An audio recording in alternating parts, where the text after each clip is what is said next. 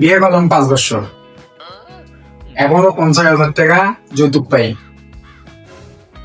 যৌতুকটার কথা কয়া হ্যাঁ আমার ভাই পারিস আজ পর্যন্ত যৌতুকের খবর নেই।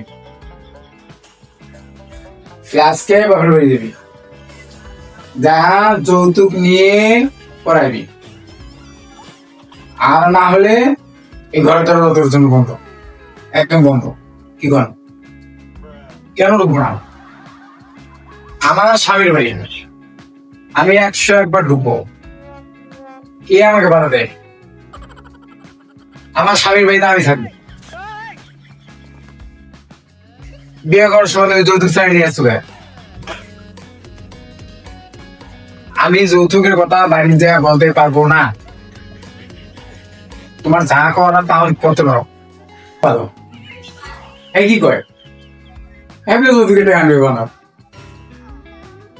কেন ধরো আবার গো,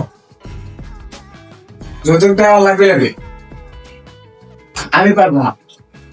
তুমি তোমার শ্বশুরকে না বলো তোমার যৌতুকের টাকা দিত, আমি পারবো না। তুমি যা বলো আমি জানো, আমি জানো না। তুই যা, তুই যা যৌতুকের টাকা নিয়ে যা, না তোর এই বাড়ি ভাত বন্ধ।